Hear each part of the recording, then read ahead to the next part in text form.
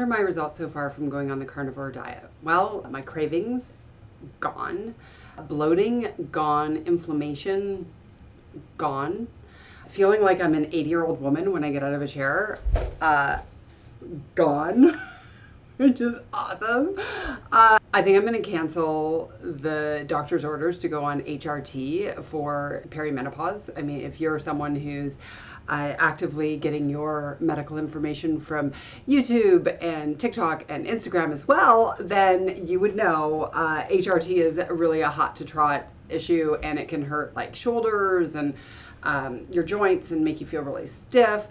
Like in terms of having perimenopause or menopause, and I'm only 12 days in to carnivore, so like I'm no expert, but wow, does it feel good.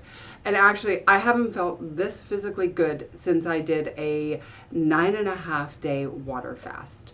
That was drinking water only, not eating anything for 9.5 days. Do not recommend it. Actually, I don't recommend any of this stuff for anybody. You do you and get your information, but I just wanted to share my story because perhaps it can inspire you. And what else? So my weight is down. I am like the smallest I've been since probably my early 30s. I'll let you do the math. The scale, well, like I don't really care about the scale. Well, until it goes down, and then I'm like, woohoo, love the scale. But, I tend to measure more like my measurements, right? And I actually really suggest that that's how you do it. What else? I think the exhaustion, they talk about brain fog. I don't really think I have a lot of brain fog, but I definitely still quite tired. I have some health challenges, and that's part of the reason why I decided to do this. So anyway, those are my results. They aren't necessarily typical, and hopefully it's just more information for you to figure out how to best serve your own body. And by the way, I want to say, if you're not a fan of carnivore, like, I get it. It's not for everybody. If this is the first you're hearing of it and you're on my channel and you're like, normally you talk about stress and problem solving for the human experience and all that kind of stuff. Yeah, I get it. But you know what? Our weight, our physical being is in the middle of all of that, and typically it's not something I talk publicly about because I've really struggled. Am I going to stay on carnivore forever? Like, I highly doubt it. But for now, it's really easy. It's actually easier than any other eating plan that I've followed, and I dare tell you I've followed them all. I'm pretty sure. Sadly, to no avail. But now, here we are. Okay, so let's talk about why I went on carnivore. Well, first of all, I have struggled with my weight for most of my 40s. I think the hardest thing about this is that I have done everything, and like consistently. Like, I'm really good at going all in. I'm not great at moderation. I know that about myself. Okay, no judgment. It's just how I show up. And so I've done some pretty extreme things. Like, I did 75 hard twice. And if you're not familiar with that, please check out one of my videos around explaining that. I think it's a great challenge. It's not for everybody. It's really about your mental toughness and your discipline, and really just stepping up and trying something that's really going to put you into the best shape of your life. And I'm watching all these other people, like friends of mine who are doing 75 hard along with me. And I'm like, wow, your body's transforming and mine's not. And at least not at the level that you would think. And I remember calling my doctor and being like, okay, I just did 75 days of no sugar, no junk food, no alcohol, no wheat, no dairy, eating all whole meals and healthy, and working out twice a day, 2 45-minute exercise blocks, and all of these different things. And you would have thought, like I thought, I would have transformed my body at that point, but I didn't. And that was an indication that something was up. And then I did it again, and I loved it for different reasons. And then I did phase 1, which is even more in depth. And I still wasn't getting control of my body. But the worst part is that there was this extra pain coming in. And for those of you who have been following me for a while, 2007, I had surgery that went wrong and caused neuropathic damage in my pelvis. And so I am constantly with neuropathic pain. It's very localized. It can be quite debilitating, but I have learned how to deal with that. But then on top of that, I have these other issues. And so my expectations around the neuropathic pain By the way, please don't send me any ideas on how to deal with it. I've been around a long time on my journey. So I love you, everybody who wants to always give me advice on how to deal with that, but I've just learned to accept it, okay? And miraculously one day it'll go away and something will work. Looking at the other pieces of the puzzle around that feeling just like achy and like stiff, right? I don't know if you can, it's like I literally felt like I was an 80-year-old woman getting out of the chair or out of bed in the morning, like, oh my God, I've got to warm up. And the doctors, what do? They diagnose it with things like fibromyalgia. And like, I don't like that diagnosis. And I have this thing called multi-system sarcoidosis, which is an autoimmune, but not really an autoimmune. I don't know. There's a whole bunch of research on it. I've had it since I was 28, and it's active in different parts of the body, and it can go on and everything. And so that's why I've been so committed to figuring out how can my food and my body be in its optimal shape, and try to settle down some of these other periphery symptoms that just make my day-to-day life even harder than life already can be. And so I'd heard about carnivore diet in the past. I've heard it from Jordan Peterson. I'd watched his daughter do a few things on it and how it just revolutionized her life. I had some friends who told me that they had friends who were on it and had really helped them a lot with their pain and their hormones and all of that. And I just wasn't ready.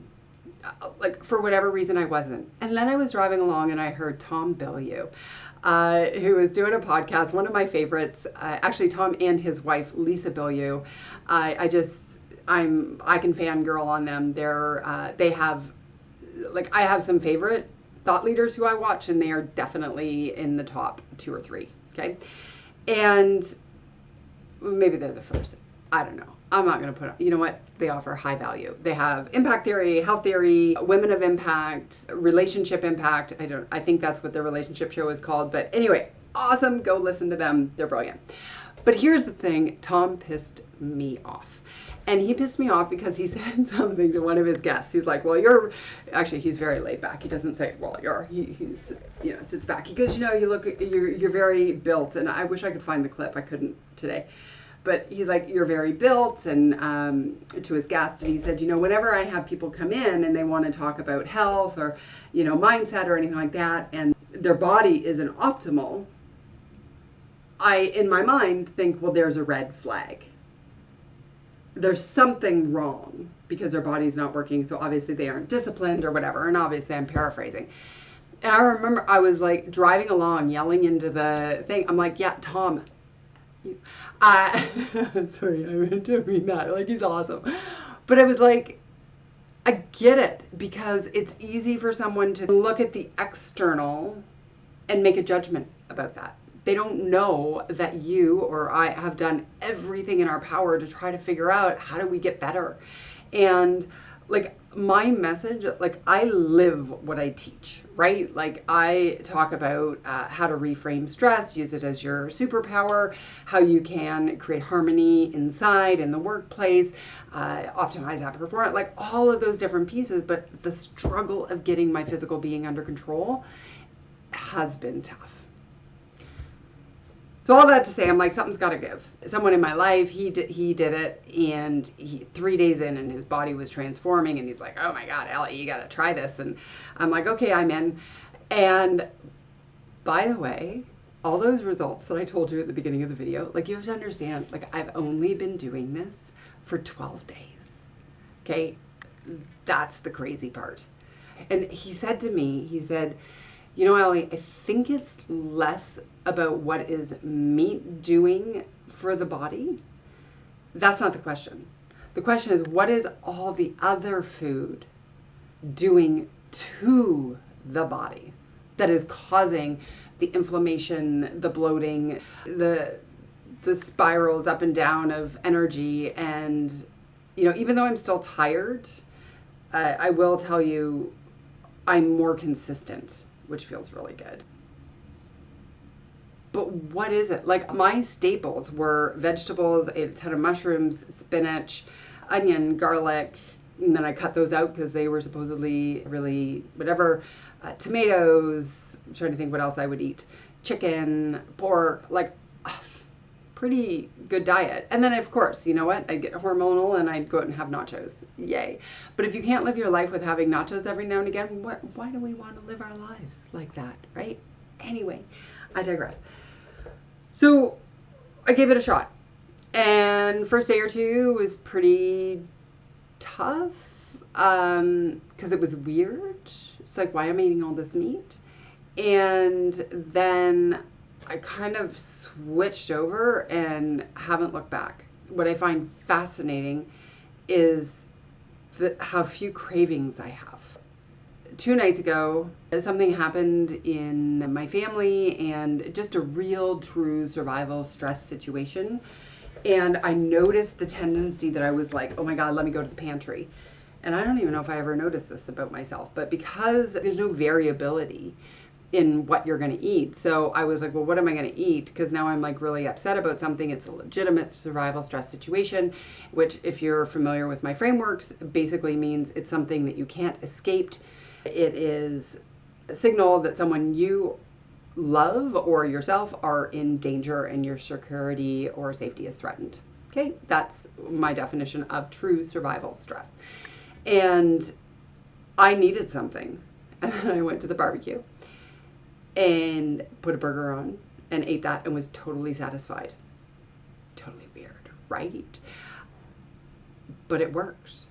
And anyway, all that to say, I think that for me, it's been transformational. I'm embarrassed to put up some pictures, I think, but maybe I will because, yeah, I will.